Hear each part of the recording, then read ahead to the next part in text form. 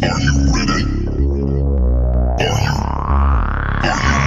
Get up! Welcome to Techo Guide, the only app designed to help you navigate your college and career journey in the quickest and most affordable way.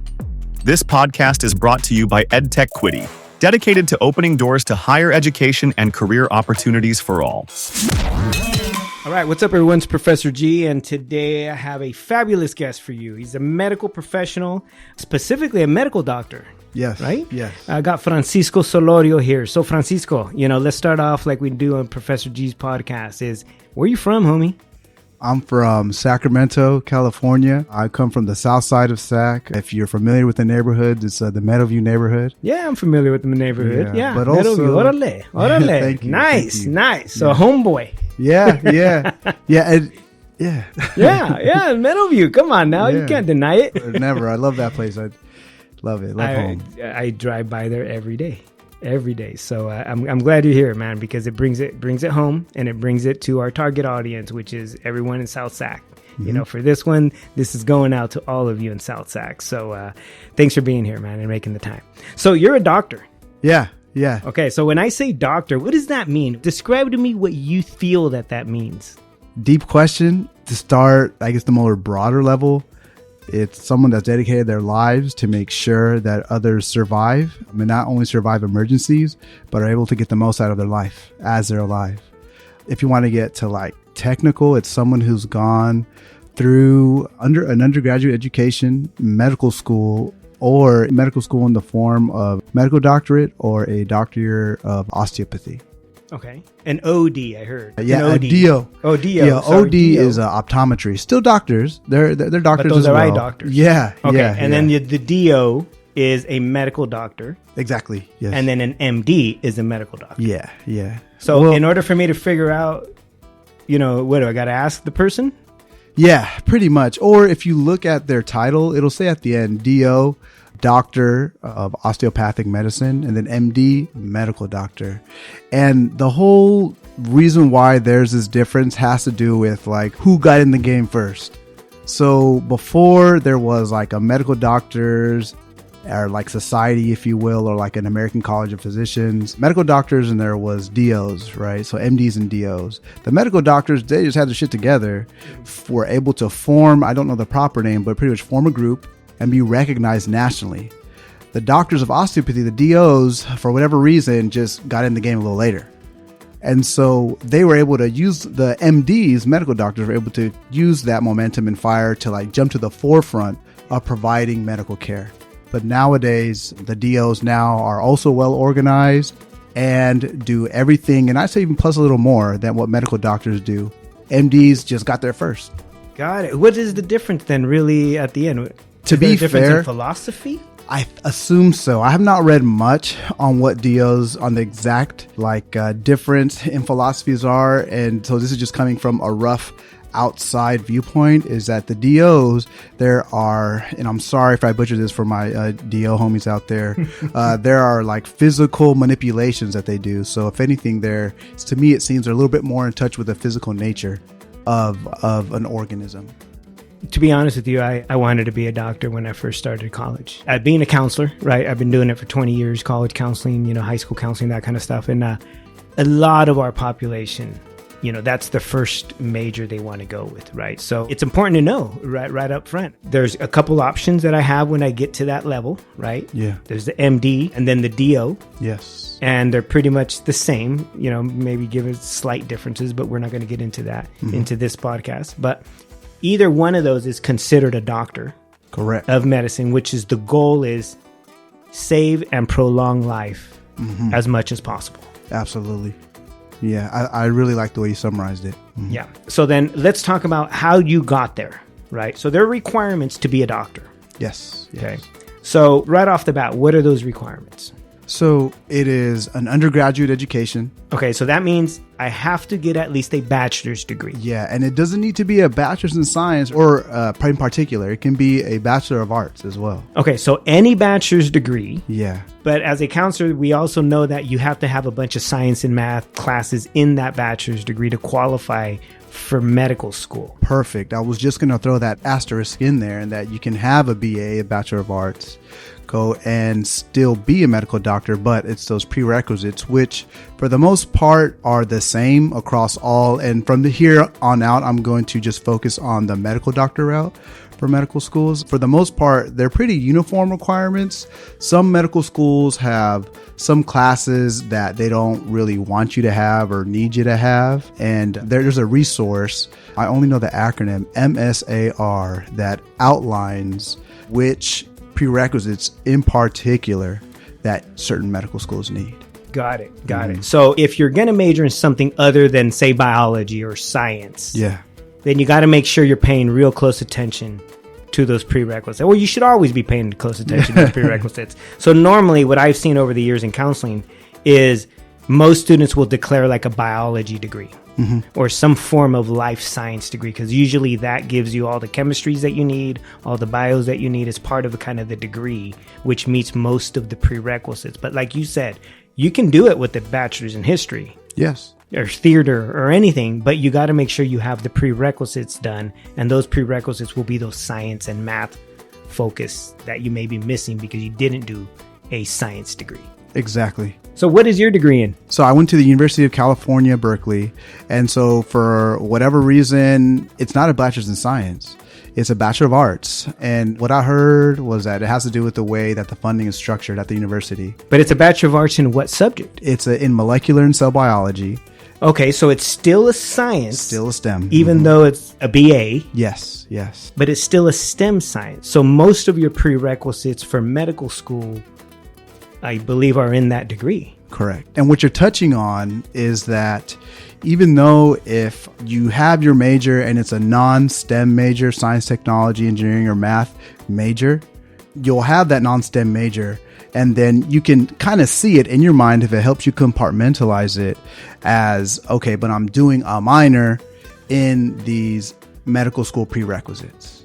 Right. Yeah. Yes, you can see if it helps you separate it like that. Yes. And if you don't really understand what a minor is, check out our Techo Tip library, because there's a video on there on a minor and what minors are, where you can add a different subject to your bachelor's degree to open more doors down the line. And that sounds like that's what a lot of people do when they don't major in the sciences. So you have a bachelor's degree. Yes. In a science, right? So, you still want to be a doctor. You're not a doctor yet. Now what? Okay, so I have this bachelor's, right? And where I'm a big proponent of is having like these other ways out, these back doors or these like nodes, if you will, where you can like go other routes. So for me at that point in time, I had an opportunity either to continue as a scientist. While I was at the University of California, Berkeley, I did a lot of science research in the realm of X-ray crystallography. If you're like, what the hell is that? That's pretty much the way that we got to know what DNA looks like. That double helix that we see. That ladder, right? Chingadera, that wrapped up ladder. That dictates our chromosome. Okay, see, I know a little science. Yes. So you're looking at that?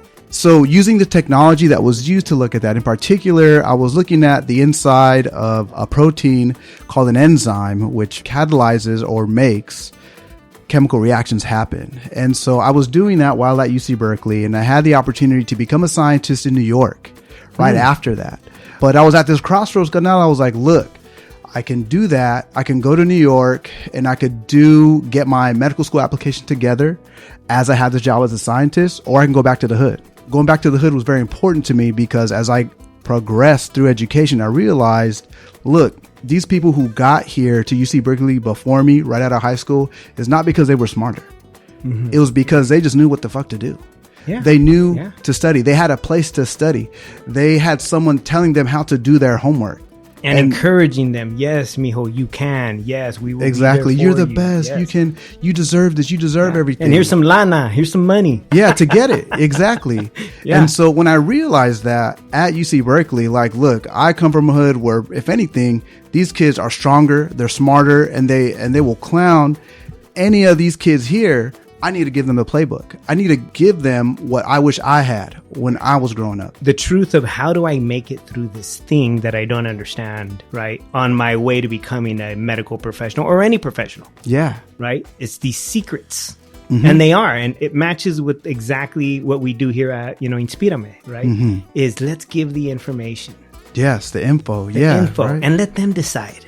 But as long as they have the right info, we did our job. Right? Okay, so you came back. So I came back, and then I worked with their Sacramento Chinese Community Service Center. I may have messed up the order of that, but I worked with them for short with the Sac Chinese. And I worked with them in particular because they had a site at Rosa Parks Middle School there in Meadowview, which was where I lived.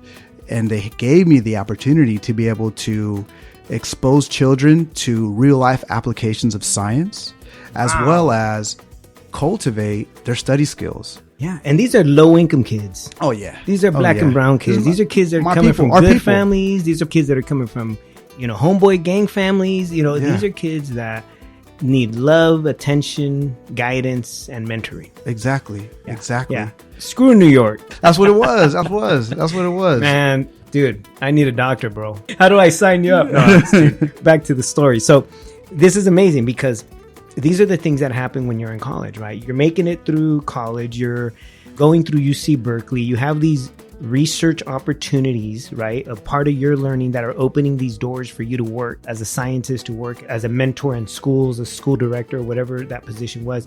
But these are now professional positions that you're getting because of this bachelor's degree and your will, right, to do the work. Yes. Right. Yes. And so again, those listeners that are out there that are working your way through this or about to start or believe that you can start, your life starts to change as soon as you enter college. Right. Yeah. And the more years you finish, the more opportunities that open up because you know so much more about a subject. Right. And so now you're at Rosa Parks. Yeah. Yeah. And I love Rosa Parks. Been there a couple times, man. My homeboy Martin works there or used to work there. Used to be a vice principal out there. So I did a couple presentations out there about college and stuff and trying to motivate the kids to think big.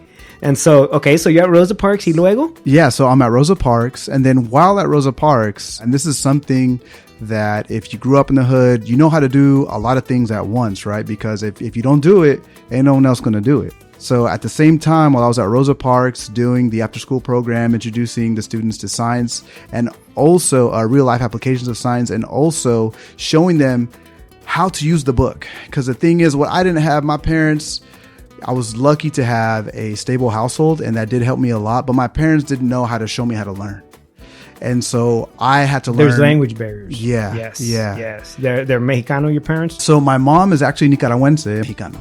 And so Spanish speakers primarily. Primarily. Yeah. Primarily. They know English, but studying English is a whole other thing. It's different. Yep. And then so as I was showing the children how to use a book to learn on their own, I also was getting ready for medical school. So medical school, yes, you have the bachelor's degree and you have the prerequisites to apply to medical school. That's not it. You need to take a test, which I think everyone knows is called the MCAT. And so it's a standardized test. And the thing is, no matter how brilliant one is, if you do not have test taking capabilities, like if you don't know how to take a standardized test, which is like the timing, how to recall information quickly, it works against you, even if you're a fucking genius. Yeah. It works against you. And so I was teaching myself like how to take the test. You already kind of know the general knowledge of it, but now it's a strategy to take the test because it's like you said, standardized. Yeah. And it was a struggle. Like at UC Berkeley, don't get me wrong, I tried hard. I stayed up late a lot and I got excellent grades, but that did not translate to knocking that test out of the park. So it was learning something all over again. Yeah. And so while I was at Rosa Parks doing that after school program, I was also studying. Yeah. Studying, just doesn't stop studying. Yeah. And those of you who have these big dreams of becoming medical doctors, you're studying and learning your whole life. Yes. And I will say that at first you're like, dude, that shit fucking sucks. Like, so I'm just gonna be learning forever or like, but the upside is that once you are in medical school and you start getting through medical school, you can learn anything so fast. Yes. And it is a huge advantage. You will tear up YouTube videos, and not only that, you absorb the knowledge. You are in one shot, and you don't realize how unstoppable you are at learning everything and anything. It's like I tell some of my students that that love to work out. I say the day you stop working out, what happens to your muscles? Yeah.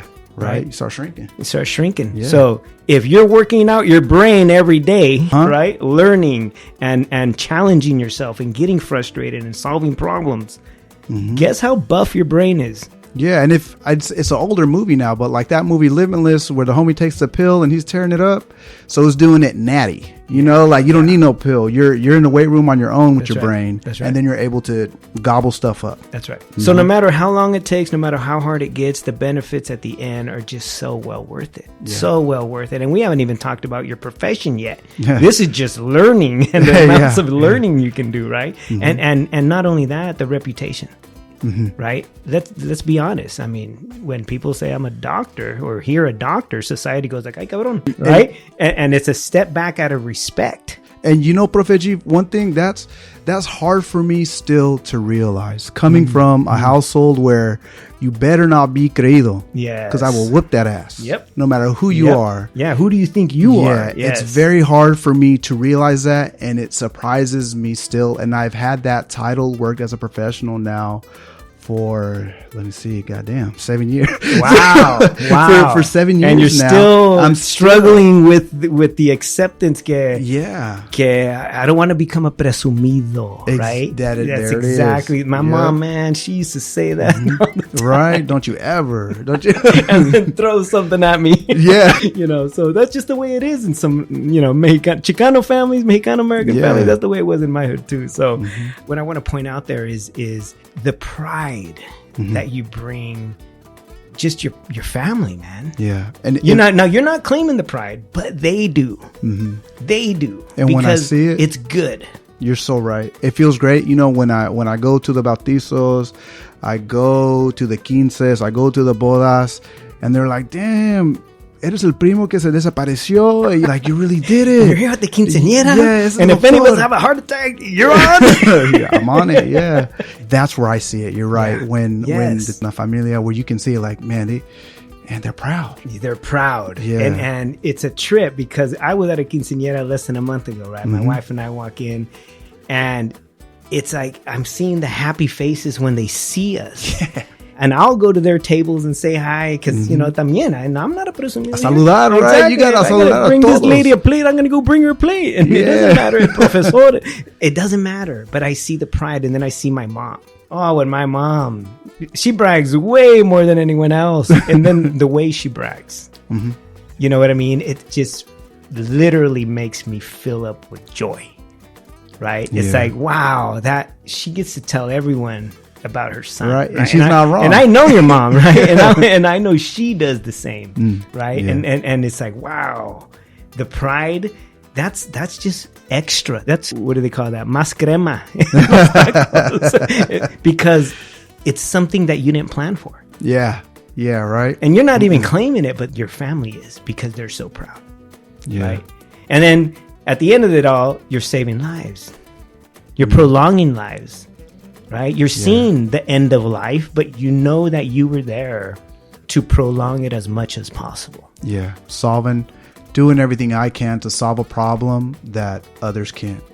Exactly. Yeah. Exactly. And in an emergency situation, you're on. Yeah. Right? And look around the world right now. There's catastrophes everywhere. Yeah. The medical professionals are the ones that are there in danger, wherever they need to go to make sure that they're there for the people. Because that's the promise you make, right? The Hippocratic Oath, is that what they call it?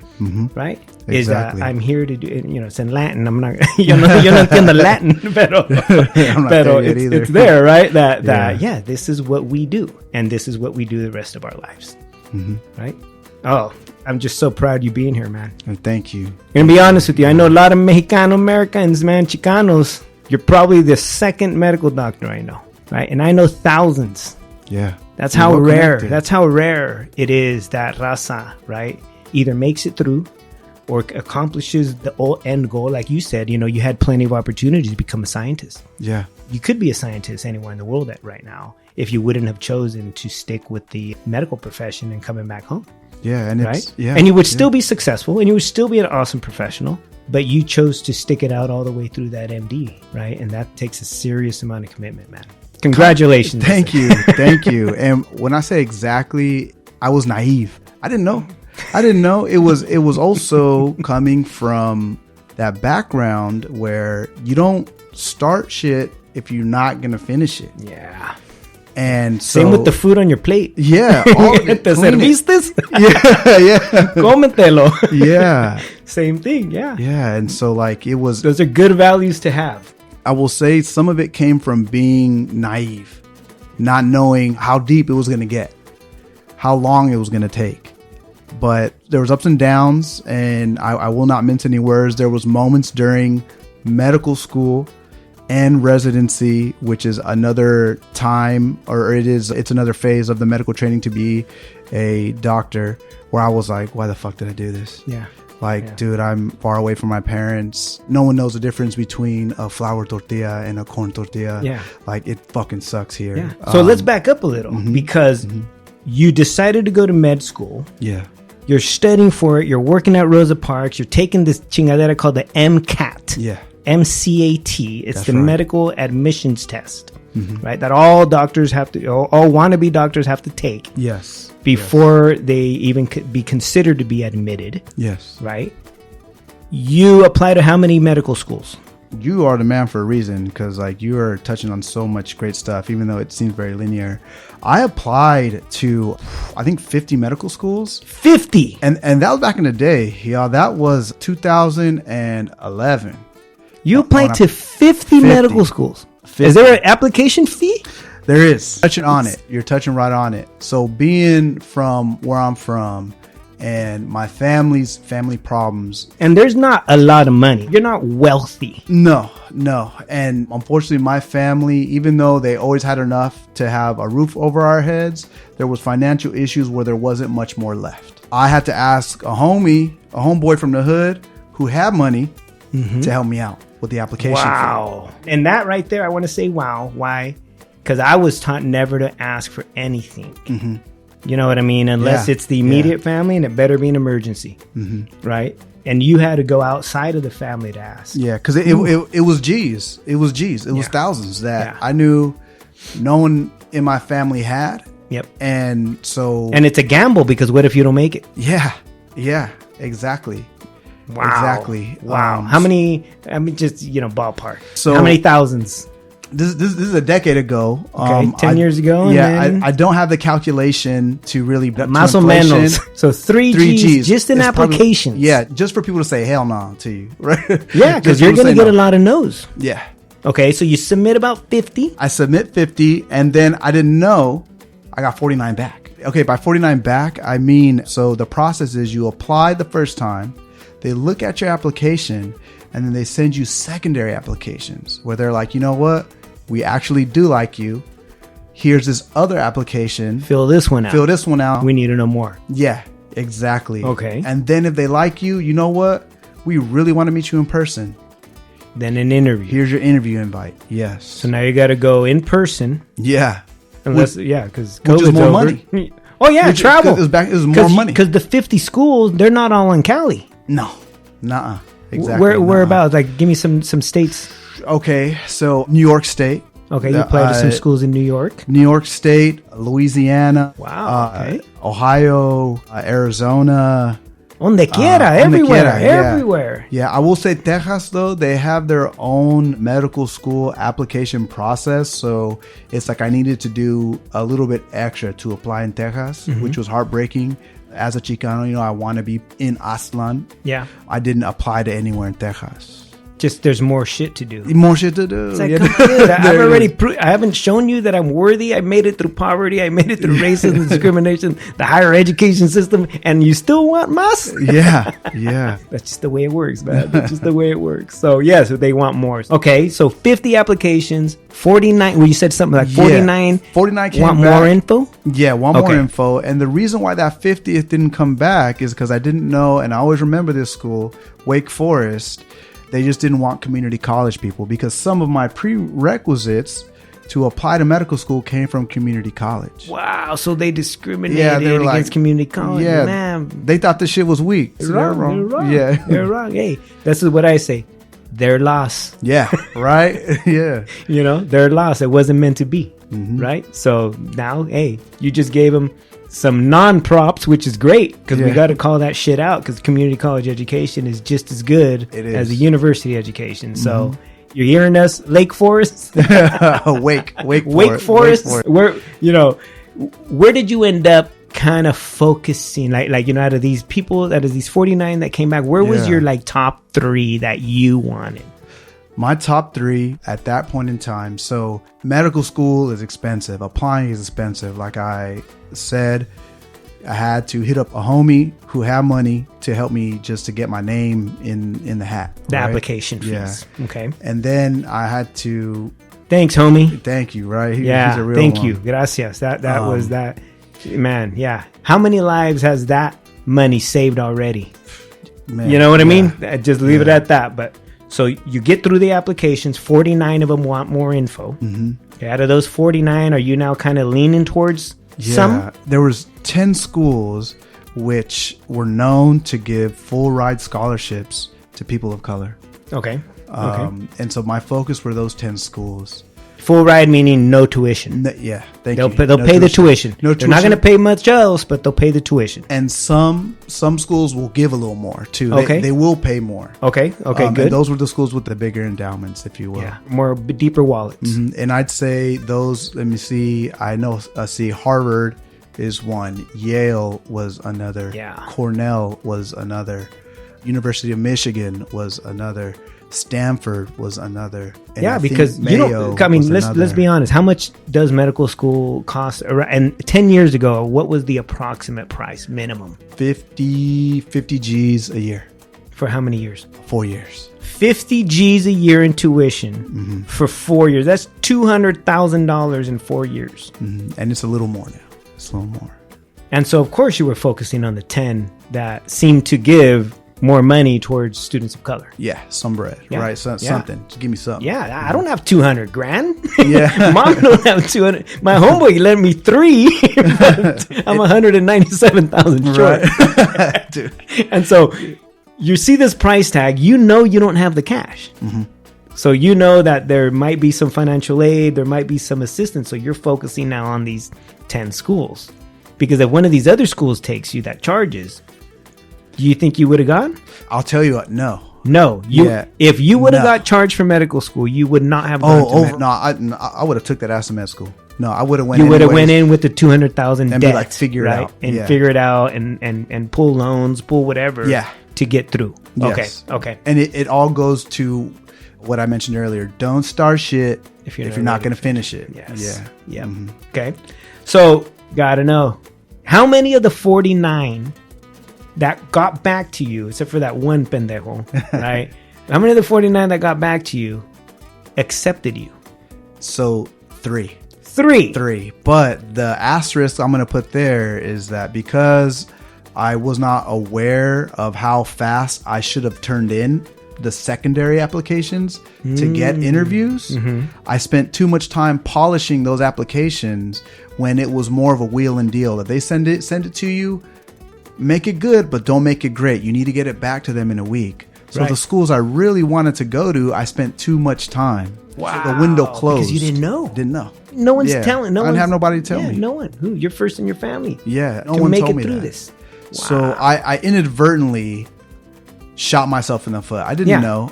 With a lot of those schools. Yeah, a lot of those schools. Okay. So the ones that said yes, this is after an interview. I got 3 interviews and got into 3 places. Every place I interviewed, because they said I got those back in time. It was UC Davis here in Sacktown. Okay, so you could have stayed local. Yep. It was USC down there in Southern LA. Cal. Yeah. Nice. And Okay. then it was the University of Michigan in Michigan. Nice. Okay. And it came down to the feria. It came down to that. Really? University of Michigan gave me a scholarship, and they made it cheaper for me to go out of state, which everyone may have heard or knows by now, to where if you go out of state, whether it be for undergraduate education, it's more expensive. Yes, because you're not a resident of the state. Yeah. Right? Yeah, I'm glad you bring that up. You know, when your kids are all like, I'm going to go out of state, remind them that it's going to cost more. Yeah, it's going to cost Right, more. for the most part. But in your case, University of Michigan made it cheaper nice. for me to go there compared to UC Davis, which broke my heart. You know, I want to stay in SAC. I love SAC. That's Yep. why I came back. Yep. And And UC Davis is 20 minutes away from SAC. Yeah. Yeah, great school. I mean, top school. Actually, so like it used to be, I couldn't tell you how long ago, but it used to be that the medical school classes were on the main campus in Davis, but now all of the med school courses, They're at the hospital. yeah, At the INSAC. Right, So INSAC. that would have been like, They're no dude, part. I get Yep. there in 5 minutes. yeah, exactly. But you chose Michigan. Chose Michigan, and USC, also a great institution, but they were taxing hard. Yeah. As a private institution, University of Spoiled Children, even though I love USC, I actually ended up doing my fellowship in pediatric anesthesiology at the Keck School of Medicine at Children's Hospital Los Angeles. It was just too expensive. It was going to be $500,000 when I was done. $500,000 $500,000. And for 4 years. Yeah. That's more than $100,000 a year. And yeah, your family makes less than that a year. So there's no way. It's like ridiculous. Okay, so then because of the package or financial incentives. Yeah, and Right. and it was a great school. Great school, yes. Great school. All of them are Yeah. great schools. All Yeah. of them are top in the country. Yes. Just Yes. killing it. All of them offering benefits on their own, right? Just different benefits. One's super close. One's your USC, you're a Trojan. You know what I mean? The reputation.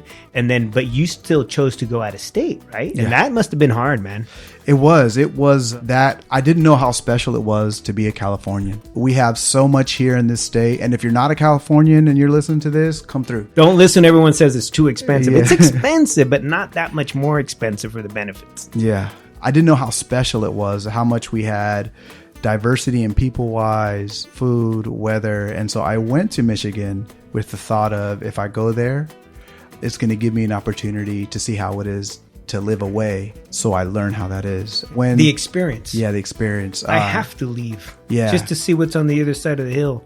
Don't get me wrong. Awesome education. I would not change having gone to University of Michigan at all. Great experience. Great experience. All But 4 years there. You were there 4 years, actually right? five. Okay. I did one extra year doing research in health disparities. Interesting. And so it's like I broke up the educational year to do research in health disparities. The reason why I wanted to do that is because at that point in time, I wanted to be academic faculty.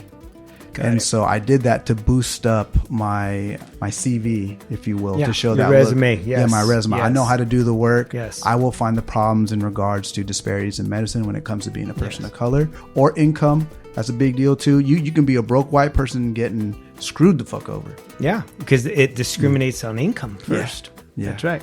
And this is great that you're sharing this because you're growing as you're going through Yes. these experiences, right? And you're being presented lots of options now, different options. You're even preparing like, okay, there's this academic thing I can do Yeah. as part of my career, as part of my profession while I'm, on my track to medical school. You know what I mean? So those are the kinds of things that students start to develop, those kinds of skills and those kinds of realizations like, wow, I can leverage whatever my high levels of education, my bachelor's degree, those kinds of things, my now graduate program, medical school, into other professions. Yeah. And then you now have choices. And right? for me, it was, and to bring it back home. That's I've right. always wanted to come back to SAC. And so you that went? was the goal. Did 5 years, Yeah. then came back to SAC? No, I stayed there in the Midwest. And this just goes to show that you hit speed bumps. I stayed in Ohio. So I did Wait, Michigan. Okay, hold on. There was a Yeah. big jump there. Michigan, you finished. finished, graduated. You graduated. You walked the stage. They hand you a medical degree. yeah. Big university, big ceremony, small ceremony. What was it? Big ceremony. The family came. Everyone's family came who could make it. You walk the stage at Hill Auditorium, which it's like the university's auditorium where everyone gets to graduate if they can. Some people, or some are really big too, is their football stadium, the big house. I believe there's graduation ceremonies there. But the medical school had it there at Hill Auditorium. It was big. I had all my loved ones were there that could make it. Yeah, how many hour plane ride are we talking about? It was five and a 5 half. hours. Yeah, 5.5 hours. Straight yeah. shot from SAC or from San Fran? You got to stop from SAC. You could go. I think for the most part, you always end up stopping somewhere. Yeah. So you're 5 hour plane ride away Yeah. from your home. And it makes it hard to come back when emergencies happen. You just got to take it on the chin. And you can't just go and come back 1 day or 2 days. It's you better stay a couple weeks. Yeah. Because that plane ride ain't cheap either. No. So, okay. So you graduate, your family that can makes it out there, right? Because of distance.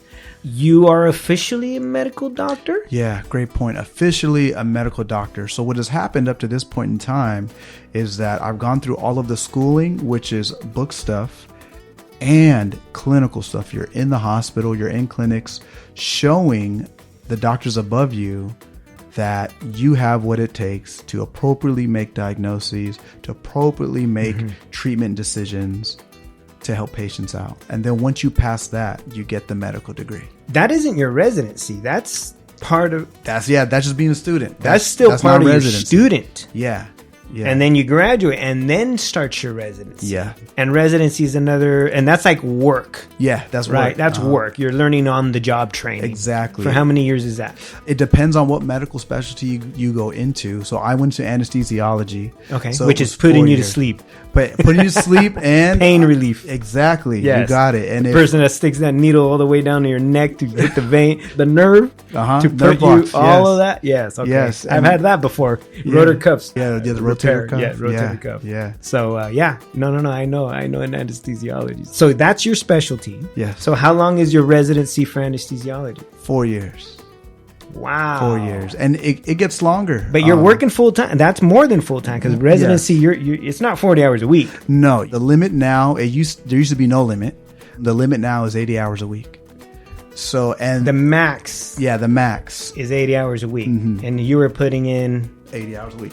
There were some months where it was a little less, but for the most part, 80 hours a week. You're on it. On the job training. On it. On it. You're seeing patients, doing reports. You're being supervised. Supervised, right? yes. By senior medical doctors. Yeah, by attending physicians is what they call them. Okay. And attending physicians. And then they're your teachers. Yes. On the job. Yes. Right. And tell you what to polish. Yep. What to lay off on. Okay. So you finished Michigan and then you did your residency somewhere else? Yes.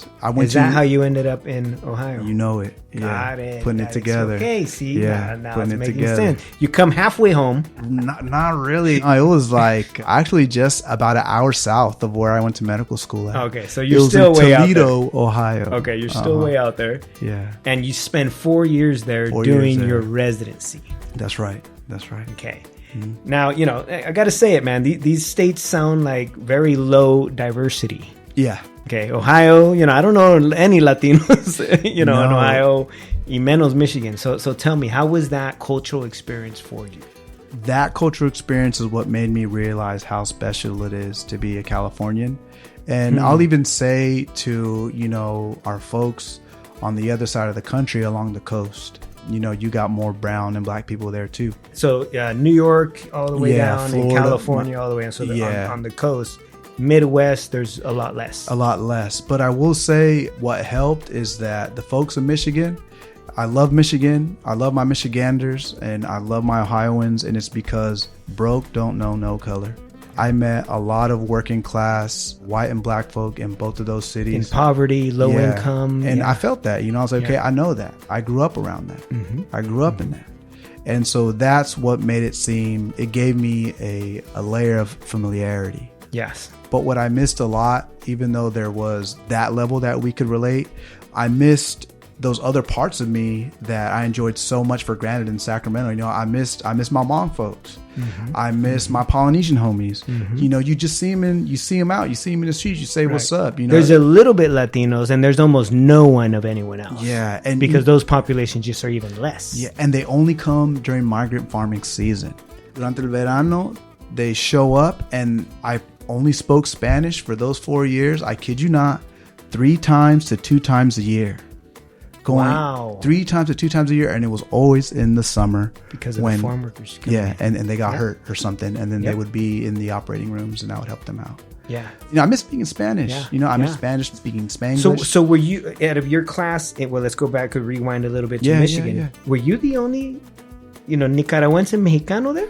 Oh, for sure. I mean, like in the class, that specific in your whole cohort. Yes, that. And how many people in your cohort? Yes. Oh man, just getting so long. I believe per class 160 to 180. I believe. Yeah, 160 to 180. 160. Say conservative. 160 students out of the 160 students at the University of Michigan Medical School for that first year. Yeah. Okay. You entered. You, out of those 160 students, you were the only Latino, right? Oh, no, Mexicano, Nicaragüense? Okay, I want, like, not the only Latino, but the only person of that ethnic mix. Mexicano, Nicaragüense, yes. Okay. What about Latino overall? And that's a hot button issue for me because unfortunately there are people trying to co-opt the identity. And I'm gonna say how it is, man. There was a guy I knew. We were friends with when I found out that he got in because of what he placed as diversity. He was white. He was white, but his dad owned a business in Brazil. And his grandpa owned a business in Brazil. Yeah, ahí está. And then he said, well, I'm Latino. And I was like, come on, man. What? You are not. And Being you know Latino, you're not. Yeah. It's not only cultural, but it's part of the experience. Yeah. You don't have the same experience. And even if you ask them, well, okay, all right, homie, tell me what are some local dishes, Brazilian local dishes, ni madre, bro. Yeah, like nothing. Doesn't get it. So besides them, right, in your opinion, out of the 160, how many Latinos that you would say, oh yeah, there's some raza, whether they're Cuban, Puerto Rican, Mexican, whatever, mixed, that are Latinos in the 160? I can't, no more than 20, and that's being liberal. Yeah. No more than 20 of 160 people. Yeah, no more. Would have been of Latino descent. No more. From what you can tell. Right? And I'm counting the halvesies. Yes. You know, there's people who are half, and that's cool. And they don't claim, but they might, whatever. Yeah. But cool. So the reason I go there is because as you move up higher and higher in degree attainment, there's less and less people of color. Yeah. And when you get to that point, and I know I've been to grad school, and my wife's been to 2 graduate degrees. It's clear, right? Yeah. That and this is in California where we went, right? Where the majority of people is people of color, and the majority are Latino. Where you might be the only one in a cohort of 30 or 40 or 50 people. Yours is 160. Okay, they have 20. Proportionally, it's still kind of the same, right? And so, and this is really for the students, is there's this thing called culture shock. Yeah. That you're going to have to go through, especially if you know and you're proud of your ethnic being. When you're conscious of it and you know it, you quickly see when it's like, oh my God, there is no diversity, or there's very little diversity, which tends to, then create more of a negative environment. Or an environment where you can't perform at your 100% because the environment doesn't allow for that. And so this is the lesson to those listeners, right? It happens. Yeah, and every little bit, I think a big leap is like what you said at the graduate level, but you feel it when you transfer too. Yeah. When I was at Cal at UC Berkeley, I felt that too. Especially you transferred from a community college to Cal. Yeah. You went from, was it Sac City College? Sac City. Yeah. All right. So you went to Sac City in Sacramento, did your 60 or so units. Yes. Transferred to UC Berkeley, right, to continue that bachelor's degree.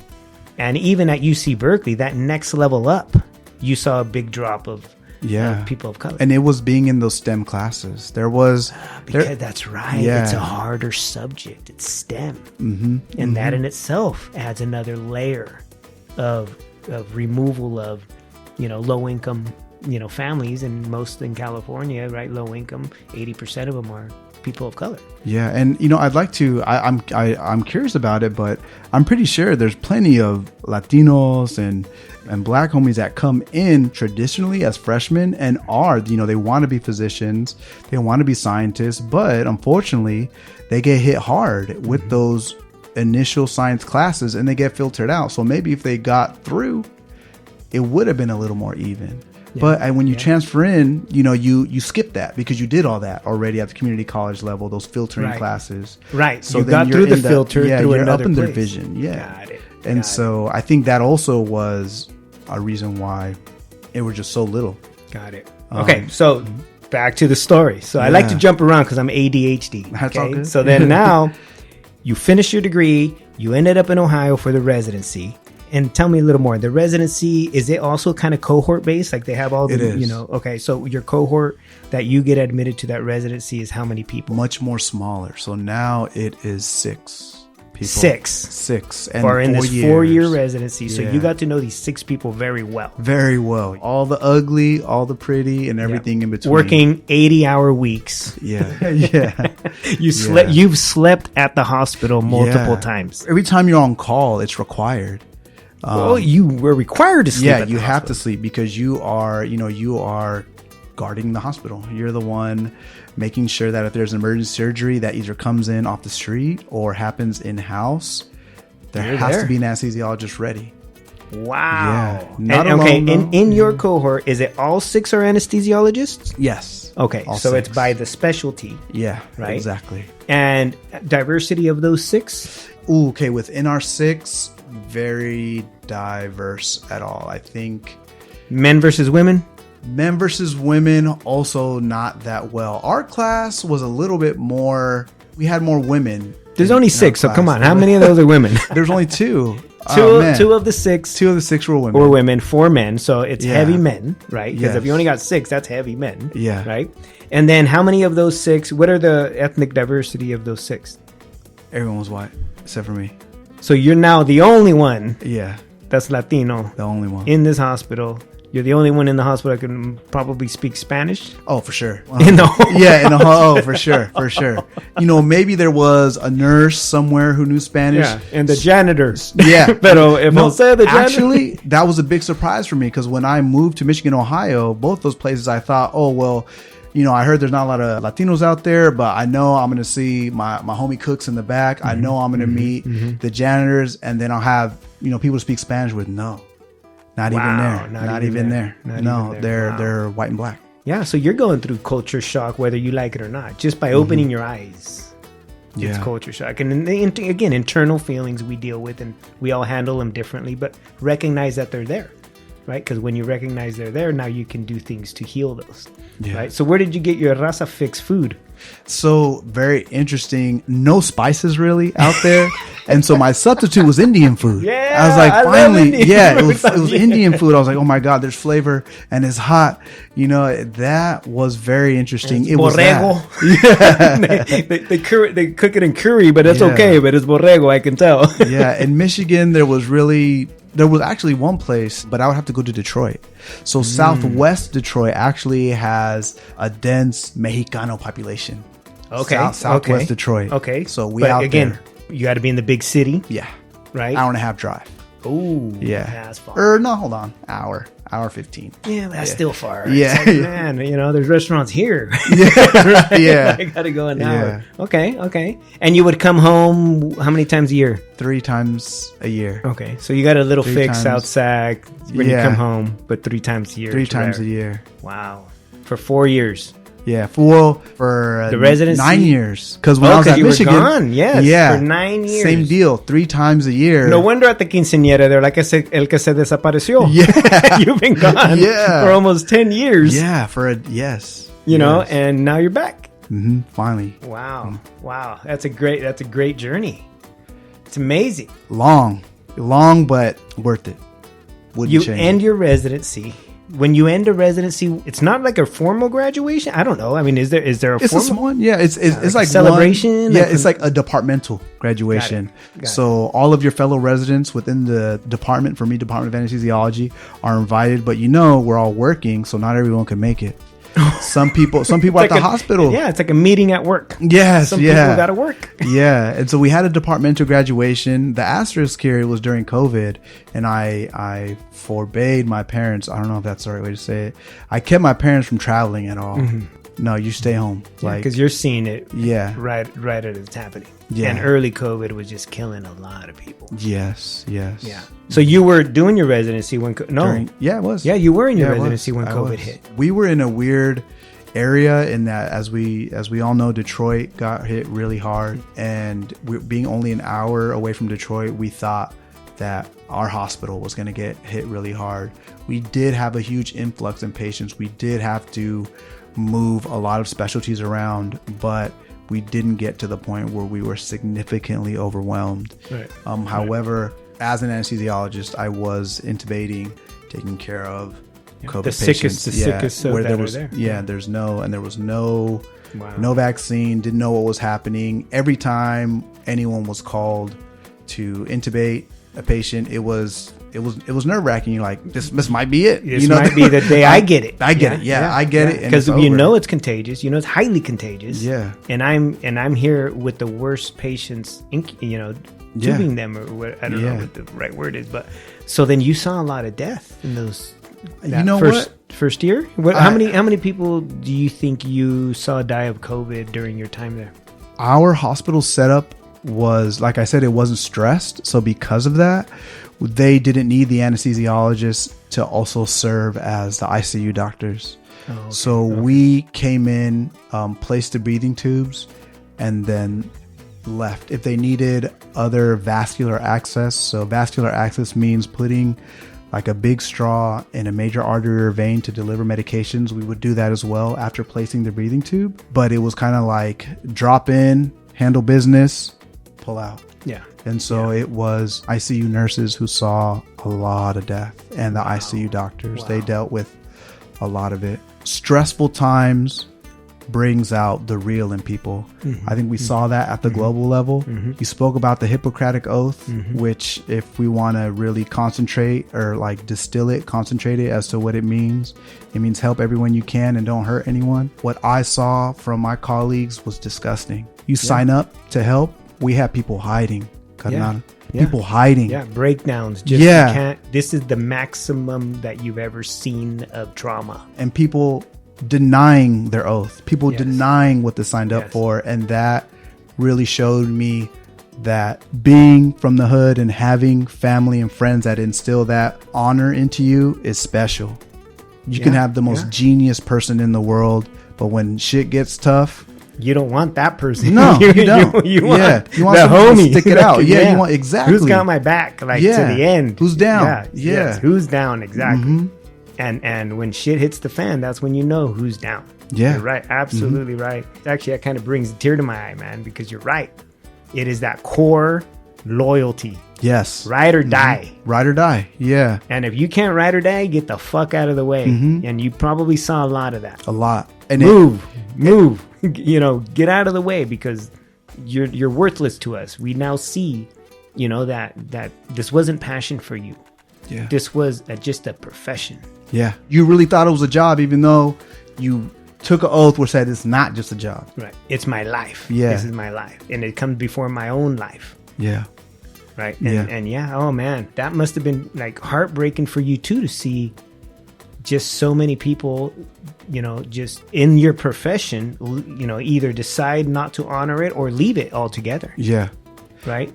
It's kind of like, I got a lot of friends who end up in the military. Same thing. When they sign up, you're signing up ride or die. Yeah. Right. But then you see people start booking it left and right when shit hits the fan, and now it disappoints you, but it also angers you.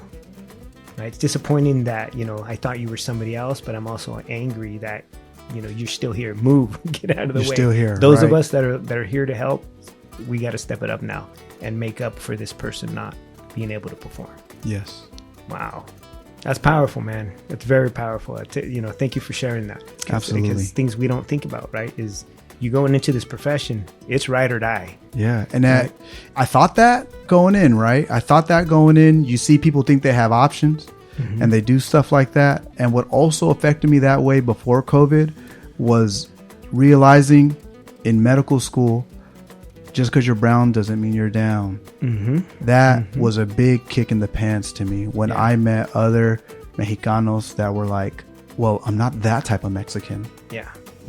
Oh, man, I see it in my profession, man. In the college level faculty, oh my God. Yeah. I just go sellouts, bro. Right? Sellouts. Just, I know you know what I mean when I say, are you down? Right? And I can agree with you there 100%. And it's in all of our professional careers. As y'all go through, you're going to see this every bit of the way. You go into the science, technology, engineering, and math courses, there's going to be a little less of you, and you're going to find that people that think they're better. They think they're not that Mexican. They think they're not that black. Yeah. And it happens again when you get to the university level. And then it happens again when you get to Yep. medical school. Yep. Don't let that get you down. I say I let that get me down too much. I wasted my time Worrying about in how my head. down Susie is. Yeah. In my head, Yeah. thinking, oh, maybe Susie is doing the right thing because it seems like she's not worried, when I wish I spent less time worrying about Susie. that and just doing what I needed to do to stay down in my books. Yep. Good tip, man. Good tip. That one we all fall into that trap, right? In different levels in our lives, but it happens often because we meet those kinds of people often. And if you're that kind of person, it's time to get in touch with your ethnic roots. Yes. Right. Thank you for Go to saying a that. quinceañera. Just crash one. It's okay. Right? It's not that hard. Buy some champurrado from... Go to the flea market, bro.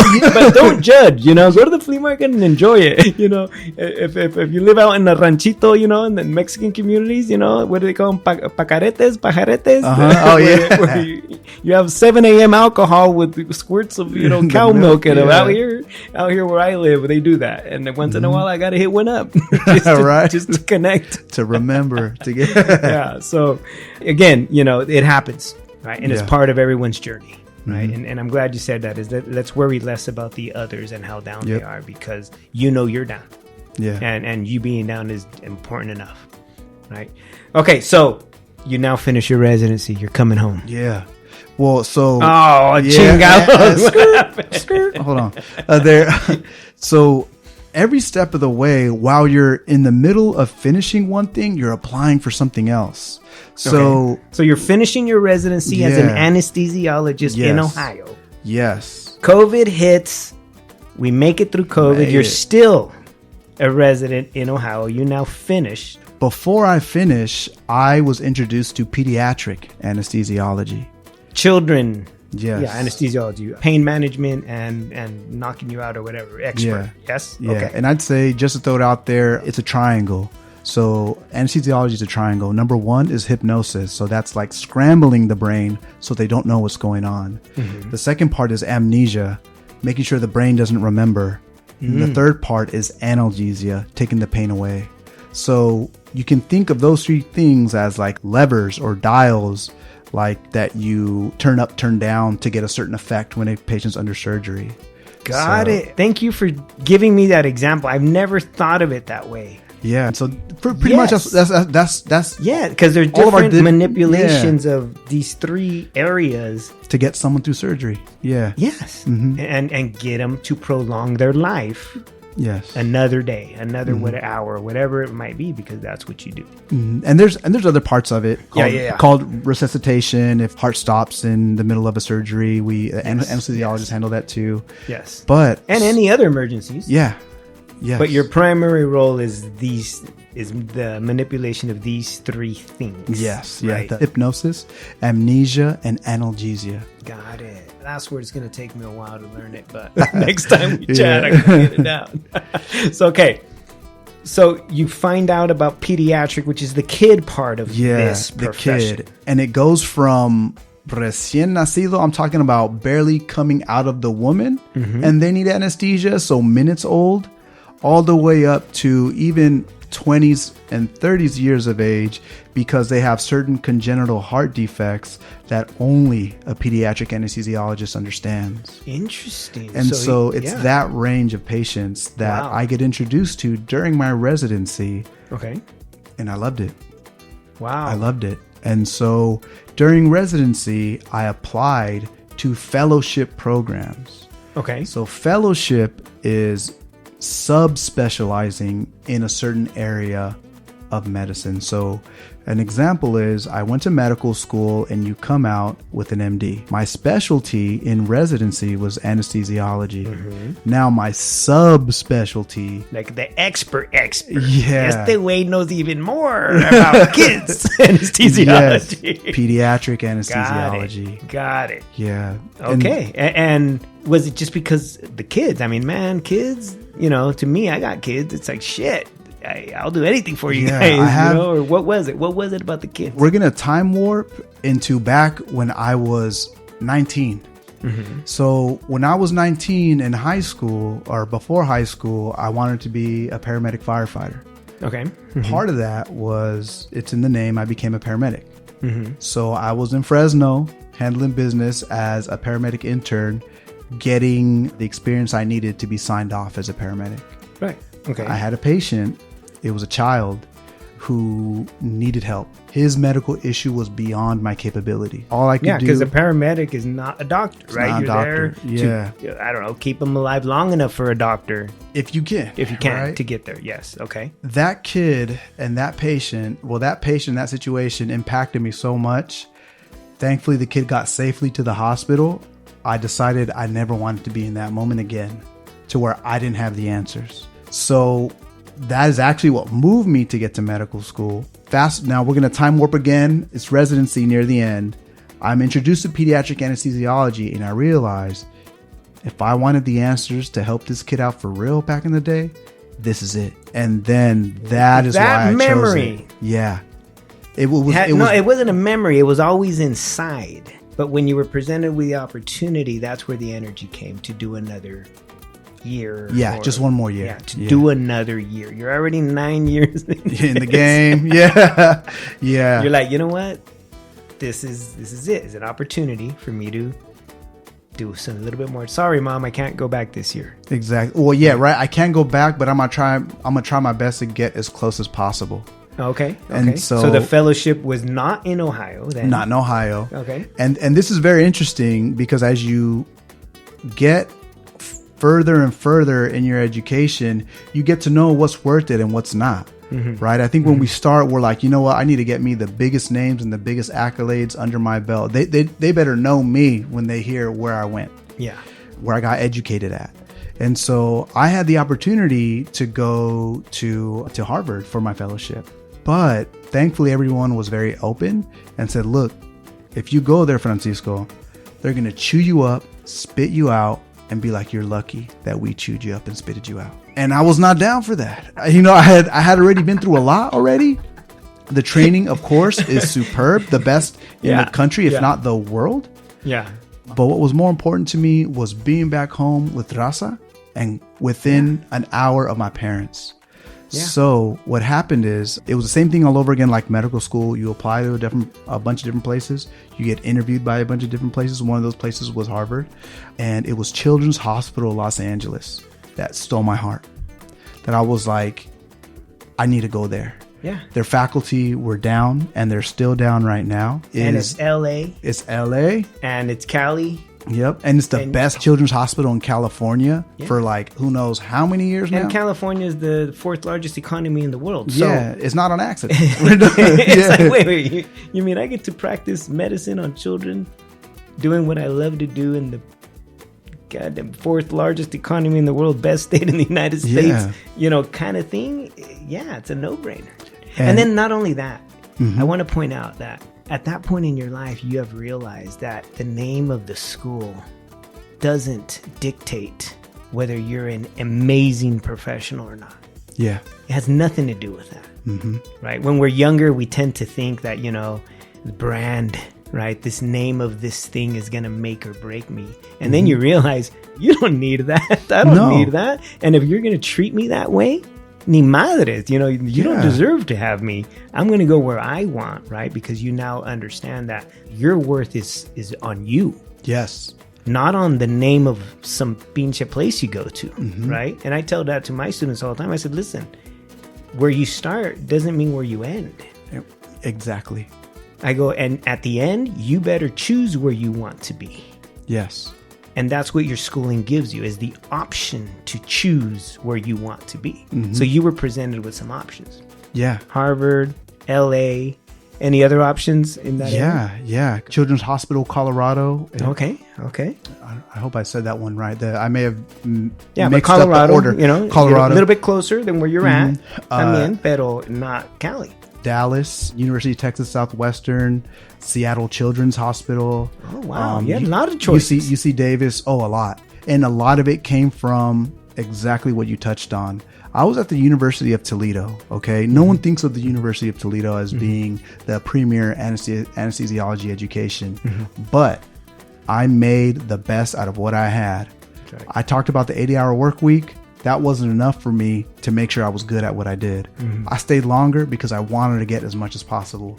I hounded my attending physicians. The attending physicians are the doctors that watch over you, and was just trying to soak up as much as I could and seeing situations where patients were doing bad and learning what to do. Yeah.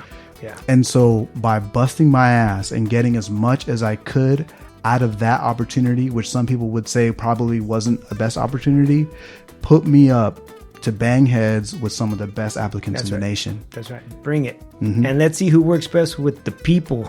Yeah. Cabrones, right? Because, exactly. And we let them judge, you know? That's what I tell my students. I said, listen, I never desired the big schools tampoco in my profession. But you put me up against any of my colleagues that went with Ivy League, and I'll ask you where the students want to go and who do they want to see, and they don't want to see them. Yeah. That empowers me to say, órale.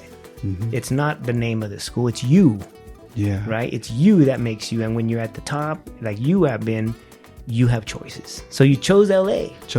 And I like the way you put it, because I don't bring this up to be like, look at me. I bring it up to be like, to the students, work that ass and it will happen. Yeah. You just got to work that ass. That's right. That's right. And stay focused, stay on it. No matter how long it takes, get it done. Right?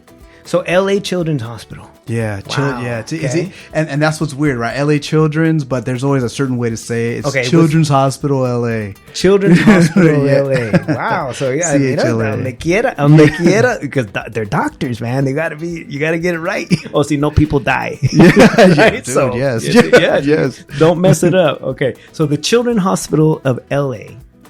Best year of my 1 year fellowship. 1 year fellowship. So wait, like, are you getting paid during these? You are. Pay you? I'm glad you brought that up. And it's residency pays you. Residency pays you. Okay, so you're making good cash because you're technically a doctor, but you're working 80 hours a week. Yeah, well, it's good cash is relative, right? When you've been broke your whole life, anything's good. Anything's good. And that's where I was at. Yeah. My first jobs were high paying. Now I look back and I'm like, they weren't that high paying. But yeah, okay. So you are getting paid. So you're not broke anymore. You at least have enough to live, have a place other than sleeping at the hospital. También. Yeah. And now you're at this fellowship. And so you are getting paid. So I want to make sure that as our audience knows that, when you're at these levels, you're getting paid now. It's not... No more loans. Okay, perfect. You're getting paid. Getting paid. And it's work experience now. Yes. Right? So this is another year work experience working at the Children's Hospital of LA. Yes. Under a different doctor, obviously. Another physician. That's your assigned, or how did you say it? Attending. Attending physician. Attending, yeah. And again, you're learning as much as you can from the pros. Yeah, from the pros. And I feel like I've used this term already, but whatever. The asterisk here is that even though you're learning from the pros, technically everyone who's a fellow is at the level where they can practice alone. Yeah. So if anything, you're like an all-star. Yep. You're learning. The veteranos are letting the new pros learn from the veteranos. Yeah. So you're learning the super secret moves from the veteranos. Someone who's been doing it for 40 years. Yeah. Even though you have some moves of your own, you got. But they're polishing. And they're learning from you too. They are. Because they're like, whoa, this guy's, got skills in different areas that I may not have. And you get to rep. When I was there, I'll show you pictures later, Canal. I wore my Sac City lanyard, all proud, bro. All proud. Banging in Sac City College when I was there at CHLA. Yep. I wear I proudly always wear my lanyards from community colleges because it's like, dude, this is where I started. And I'm still here. Yeah. And I'm in the same room with you. Yeah. and you get to show them like, look, we can hang with y'all and you could maybe learn a little from us too. That's right. And you can give other folks like us a chance. That's right. So, so this fellowship, is it an 80-hour a week también for another year? Yes. It's like a residency for 1 year. Exactly. For this new specialty. I kept the same approach. Okay, 80 hours, but stay a little longer if they let you, homie. Yeah. Learn as much as you can because this is it. Like after this, you're alone for good. Yep. Work as hard as you can. And the difference was now because of Children's Hospital Los Angeles being the premier children's hospital in the state and that side of the country, I got to see a lot of medical pathology, surgical and surgeries that other folks don't get to see. Yeah. And volume. Oh my gosh. volume, the right? the I mean, think of it this way: if I fix 10 cars, I'm a better mechanic than the guy who only fixed one. Yeah. Because I've seen 10 different problems compared to this other person One. who's seen one. Now you So multiply well that to LA. Dude. It's 80 hours a week nonstop. Just Yeah. you're fixing cars, people, children, Yeah, helping children out. Yeah. hundreds and hundreds, experience. Yes. You're cranking out experience, right? Mm-hmm. And that makes you a better physician. Yeah, and there was no shortage of the experience. And I went from And multicultural. I can only imagine everything. I was walks in the just door. gonna say that. Yeah. I went from Spanish 2 to 3 times a year to like 5 times a day. Yes. At least 5 5 of my times a patients day. today will be Spanish Yeah, speakers. and it was freaking beautiful. Yeah. Freaking Yeah. beautiful. You felt at home. Yeah. Nice. But Yeah, I felt at home. you're technically not at home. You're in LA. You're from No. SAC, but you felt the cultural value. Yes, and the catch is at UC Berkeley, so LA, being a very proud NorCal person, I did not realize, is very naive, but I didn't realize how big LA was. Yeah. So it's just a lot of people down there. And so when I was at UC Berkeley, all of my Latino homies, they're from LA. And so when I was at Berkeley, I would go to, I want to see their hoods, Yes. Being from my hood, I would say, okay, well, how y'all do it? Right. What y'all wear? Right.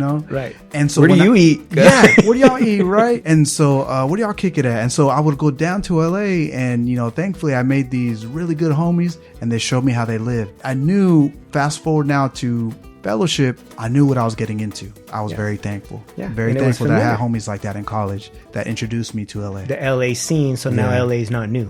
Exactly. You're a little different because now you're in the residency at the Children's Hospital. At the fellowship. Yes, Mhm. in the fellowship, but LA is still LA. Yeah. It's familiar.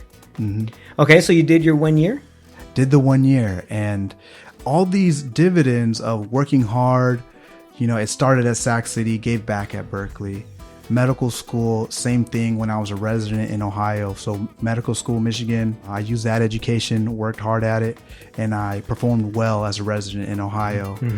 And then same thing in Ohio as a resident, worked hard there. And then in the fellowship in LA, got to show what I learned. So all these extra time I put in to learn as much helped. Yeah. I'm in LA and the jobs start, they're knocking my studio door down because I'm in LA. Right. And so all these job opportunities started popping up, right? Like, oh, you can go here, you can go there. Yeah. And I now had the opportunity to go anywhere in the country. That you wanted. Your pick. Anywhere in the country. Wow. Yeah, anywhere Wow. in the country. And having lived in the Midwest for like 10 years or 9 years, being away from home was okay for me. I was like, oh, well, I can go anywhere now. Right. You're and- used to it. But going home and bringing what I learned was the most important to me. It's like, I didn't do all this to be in Phoenix, Arizona. Yeah. And okay, yeah, maybe. And yeah, I know I would've can made do more good money. work in Phoenix. You Yeah. can do amazing work in Phoenix. Yes. And nothing against Phoenix. Nothing But your against Phoenix. heart I like usually Phoenix. calls you home, right? Yeah. For a lot of us, the home calls us there. Yeah. Right. And you're able to fulfill that. Yes. So that's when you decided to come Yeah. back up Northern Cal. And when I would come back and visit, when I was in Michigan, Ohio, I would always walk by Sutter Hospital. My little brother, he lives in the Midtown area. And so when I would visit, we would go out Midtown and I would look at Sutter Hospital and I'd be like, I want to work there.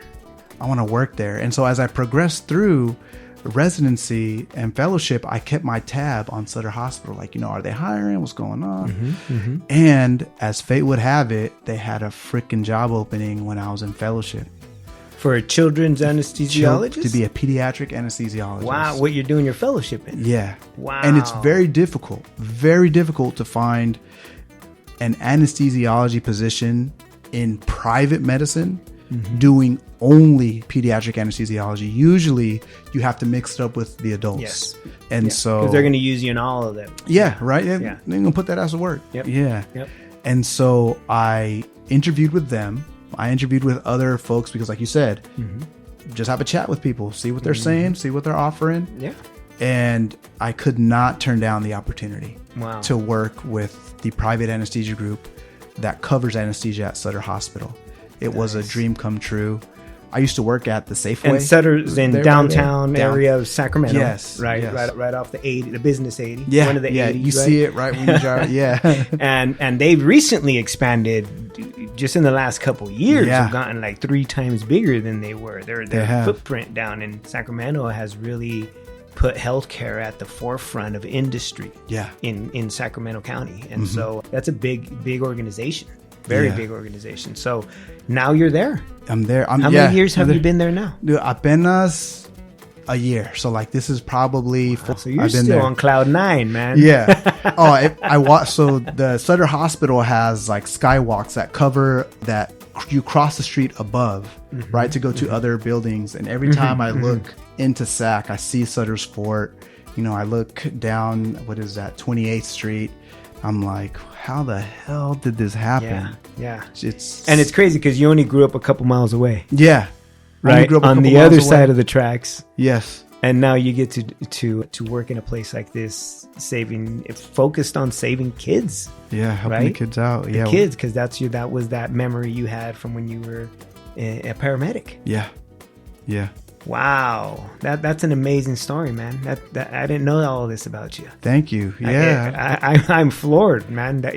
Congratulations, felicidades. Well, Wow, thank you you. make me proud of you, just being around you, man. Because I'm telling you, in higher ed, right, it is difficult at all levels, especially for low income, first generation students of color, right? Yeah. Doesn't matter if you're studying anything, right?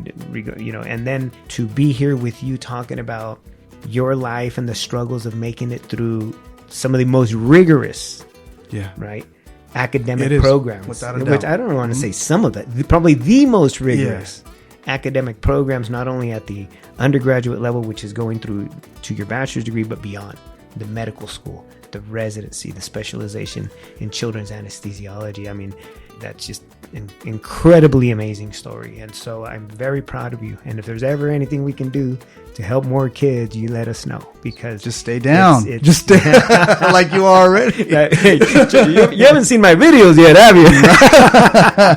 Me falta. I'm sorry. You'll check them out. You'll All right, check yeah. them out. And while you're working with kids on their way out, just go, hey, make sure you get on Teco Guide. They go, all right. On the So- discharge instructions. Wow. You know, Francisco, this has been an amazing evening spending with you. And I'm sure our listeners are just as speechless as I am because of the struggles and the obstacles and the sheer determination that your family instilled in you and the work you did, right? Because we don't do it alone, No. right? None of us do it alone. And I used to think when I was a young knucklehead that I did it all alone. Yeah. Like a mental, right? But in reality, we stand on the shoulders of those before us, and they stand on the shoulders of those before them. I want to say congratulations to your parents, right? Thank you. Those are our best teachers, Yeah. and our first and best teachers, right? Not just our best, but our first. And then those individuals that may or may not have, motivated you in your life, because sometimes, in my case, I take a lot of motivation from the negative experiences. Yeah. Right, just as much as from the positive experiences, You have because to. we all have the pros and the cons. And so before we cut out today, I just want to ask you one thing. I'm sure you made a bunch of mistakes along the way, right? And in terms of academic mistakes, Yeah. right, through your path, was there ever a time that you said, you know what, I'm about to quit? Man, this isn't worth it. This college thing isn't for me. For me, that conversation with myself was in medical school. Really? Yeah. Really? Yeah. After you'd already been through 4-5 years, maybe of 6 years of school? Yeah, Right? I'd like to let everyone listen to know it took me longer. When I graduated high school, I did not pass geometry, and I did not take Okay, so anything above let's start there. biology. Let's start Yeah, there. Yeah. Was your high school all it was cut out to be? Were you academically prepared to go to college or Hell university? No. Hell no. No? I graduated high school because my parents gave me manners. I was not a high performing student. I was not. No AP classes? Hell no. I didn't even know what that was. No You honors. should check out no my AP. video on Chale with the AP test. Okay, so you weren't at the top of your class in high school. No. Do you mind me asking what high school? McClatchy High School. Oh, yeah. Go Lions. I love McClatchy Yes, still, though. Yes, You know, down that the street was. from Sac City. Yeah. Yes. So you went to McClatchy, but you were not a high performer. No way. But what I had going for me was I had manners. And so Tell me more about that. even though I did not perform well academically, I think I was pushed through the educational system because they were like, because He's a respectful kid. he's a respectful kid. Yeah, Yes. like he doesn't cause any trouble. Exactly. And he's a nice kid. Exactly. Yeah. So, if he's under 3.0, that's okay. It's all good. Yeah, he's you said it best. He's a respectful kid. He's not in danger of hurting anyone. He deserves to graduate. Wow. But I bring that up because in community college, it took me, I think, 5 years to transfer. Okay. It took me 5 years. Not only because it's a rigorous major, what you're pursuing, right? So that normally takes more than 2. Let's just throw it Yeah. out there, right? If, Yeah. you're going into these STEM majors, it's okay that it takes longer. Yes. And actually, it's better that it takes longer. I agree, because you want to get that need to be GPA up. prepared, get Yeah. your GPA up, and be ready to handle the next level, Yeah. right? So it's not a bad thing for it to be longer. No, Let me be very it's clear not. about that. But you did take 5 years, and that was to get your associate's degree and transfer, or did you just transfer without an associate's? Just transfer with the breadth requirements. To get in, Yeah, the to GE get in. requirements and the Yeah, major requirements to get exactly. in to Berkeley. Yes. Got it. And I bring that up because it was a struggle, because I was taking courses that my brother, who was still in high school, was taking. Right. And I was the older brother. Oh, And it was a little embarrassing. Emotionally. Oh, yeah, it was a little embarrassing. Yes. But anyhow, it was after all of that and working my way up from like pretty much the lowest level, entry level coursework. Yeah, because you entered the community college with lower levels of Lower. math, lower levels Yeah. of English. Yeah. Right? Or well, no, actually English, I was fortunate. You're good. That was on par. Okay. Yeah. But that the was at math, level. you were behind, say, a couple classes or whatever. Math and science, I was really low. Yeah. Got it. So that's added to your time at a Yeah. community college. Got it. And then Berkeley, when you transferred, how long were you at Berkeley? I was there 3 years. Okay, so for your bachelor's degree, you did 3 and 5, so Yeah. 8 years for your bachelor's degree, Yeah. right? And then you started your medical school, 4 years, and then 4 years of residency, and then 1 year of that additional training for the anesthesiology for children. Yeah. You said, how many years medical school did you say? Was it 4 years medical school? Cinco. 5 yeah. years medical Yeah. school. Damn. Yeah. It's been a journey. Yeah. Yeah. Would you do it all over again?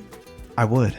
Hell yeah. I would. For Hell sure. yeah. Hell yeah. Just now that I know what I know, immediately. Totally worth the work. Yes. Totally worth the money. Yes. The stress. Yes. The separation of family. That one made it hard. But That- you're still worth it because of... 'Cause I'm back. Yes. 'Cause Yes. I'm back. Yes. And let's be real. All of us will have to deal with life and death sooner or later. Yeah. Right? Just imagine you have a family member that's a great doctor. So I'm sure family hits you up Yeah. often. Hey, that tu was, tío. we actually had to have conversations about it because there was asking for advice and let me just complain to you about how bad my doctor sucks. And so I told him, do you want advice or are you going to complain? Yeah. Tell me which one and go ahead. Just so I know. Yeah. If you're complaining, I'm really not listening. I just need to, I'm a venue for you to complain. Yeah. But if you have a medical condition, I'm listening. Yeah. Yeah. Then, be ready for some instructions here. Yeah. Oh, ahí viene tu tía Licha otra vez. But it's a source of pride for the family. And that's what I think we forget as professionals. Yeah. Right? Is they talk about us, they talk about my family, talk about me when we're not there. Right. We don't know. And we don't know. And it's their form of healing. It's their form of pride. It's their form of dealing with trauma, right? That the system is built against them and against others, right? It's that hope. You know what I mean? And you represent that hope, not only for your family, but also for your community. And you represent that hope for me. As I work with students, I can now say, I know Thank you. a Mexican Nicaragüense doctor that does children's anesthesiology. And then I can break down, this is how he did it. Yeah. And that might be the first time somebody hears that, right? And at least they have a blueprint. Yes. And it's the blueprint. Because you do have to make your own moves. During this journey, I was making my own moves, making my own study devices, making sure that I handled me. And that point itself has to do with the time where I thought I was on the ropes and I was about to throw the towel in. Yeah. To go back to your question, so it was my last year of medical school. there was one last test that you need to take before you apply to the residency programs, right? To do the specialty training. This test at that point in time is called step 2. There's all these crazy names, y'all, for all these tests. It was step 2. And around, like, the gossip around my classmates was that it's a super easy test. You don't need to study for it that bad, right? I had already, not Sounds like you're being excelled. set up. You already know. I've been set up. Yes. I've been set up. You know why? Because I was busy. I went off my path of not worrying about me and worrying about everybody else. And so I was like, oh, well, if they're saying it's easy, maybe I don't got to try. I mean, I already clowned all these other tests. I did good. The Confidence is high. Yeah. He likes me. They're saying I might get a good spot. I was like, you know what? I'm going to chill. I'm going to chill. I'm going to not study that hard. And it's because I listen to people that aren't me. Right. And I stayed off my blueprint, Yep. which is to work that ass. Yeah, that's right. And what happened was I got a poor score On that. on that test. Wow. And so all of the options I assumed I was going to have, poof. Right there. No. Wow. And I was looking forward to coming back home. I was looking forward to going to some residency program in Califas, Yep. to be Yep. closer to family finally. Yeah. It didn't was- work out. it didn't because work of out. That, yes. And I started to let go of the dream of becoming an anesthesiologist because I missed home so much. And I was like, maybe I should do another profession where I have a higher chance to get back home. Yeah. There's nothing wrong with these professions. It's just the qualifications I needed to do anesthesiology weren't high enough for me to get back home to Califas. Right. And At that was- time, right? At And this that was at the time. last year of your medical last school. year of med school, and that's The when door still wasn't open there yet. No. Yet. And it's just a matter of time. and that was the moment in time where I almost gave up. Wow. And at the end, what stopped you from giving up? What stopped me from giving up was actually, and you touched on this, I can't remember if it was within this interview or when we were speaking earlier before the interview, was someone tried to tell me that I wasn't worthy. And in my mind, There's immediately, that Aztec warrior. yes, I was like, in my mind, I was like, you don't effing know me, Yeah. and you're not going to tell me I can't. Yep. This person was a counselor at the medical school. Wow. What was on her agenda, Spirit crusher. yeah, she wanted to pad the med school's numbers because it looks bad for the med school if I apply to a specialty and don't get in. If you don't match, Right. it looks bad for the med school. She didn't care about my little story of how bad I wanted to be an anesthesiologist, of how she didn't care what all of the other professors had said, like, hey, this is the one, he's a good kid, he's not a good kid, you're obviously an adult at that point. We're but vouching for him. Yeah, we're vouching for him. He's got the skills. she did not care. Yeah. What was more important was numbers. the numbers for the school at large. Wow. So she's the one that told me, well, maybe you should apply to something else that's easier to get into to make sure you match somewhere. You do a residency somewhere. I took that home. I was on the ropes, and I was like, maybe she's right. And something inside was, fuck that. No. The hood. Yeah. I'm applying anyways. The hood, dude. I'm so glad you said that, because I tell everyone, apply for everything. Yes. Everything. I support that comment. You don't know. You don't know. Yeah. Who's going to say yes, who's going to say no, who's going to say maybe. You don't know. And you're going to get a lot of no's. That's cool. You know how many times I've been denied, made thousands of mistakes, but you take them as learning lessons. Yeah. You take them in life as like, what did I learn from this failure? Right? Maybe I didn't get this opportunity, but now I know there's these other things that are at play. So for the next opportunity, I'm going to be ready. Yes, right. I know. I have an idea of what's going to happen, and I have plan B and C if it happens again. Exactly. Yes. Exactly. And you took the spirito Yeah. that's pissed off Yes.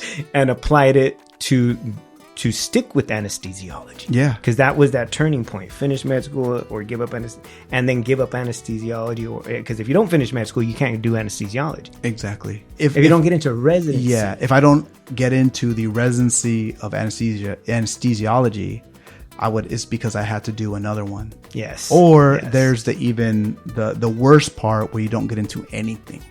Right. And now you Anything. finish med school, but no residency. So you're not a practicing doctor. Exactly. You have to find another position, another. And that happens often. It happens. Unfortunately, it happens.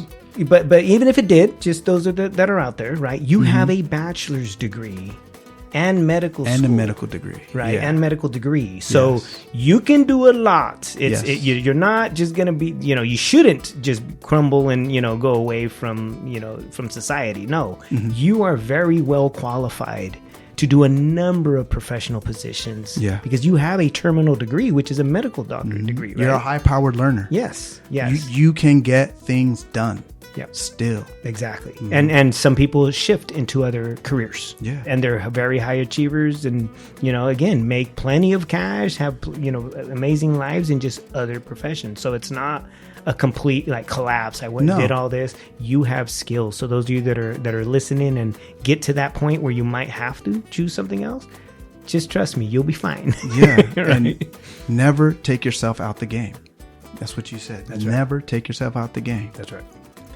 Well, Francisco, thank you very much for the time, man. This has been an amazing, eye-opening and learning experience for myself, and I'm sure my listeners are also just as excited I am to hear you speak and hear that you are home. Right? Yeah. And if you're in the Sacramento area and, and at Sutter Hospital, at least one of the homies there Yeah. has got people's backs there. So, Francisco Solorio, thank you very much. It's been an amazing evening. Profe G, un honor. Thanks for inviting me. Gracias. Nos vemos. Thank you for tuning into Techo Guide, the app focused on bringing you tools and content to help you make better decisions about school, life, and career. We hope this episode has inspired you to pursue and excel in your own educational and career journey. Don't forget to subscribe, follow, and share.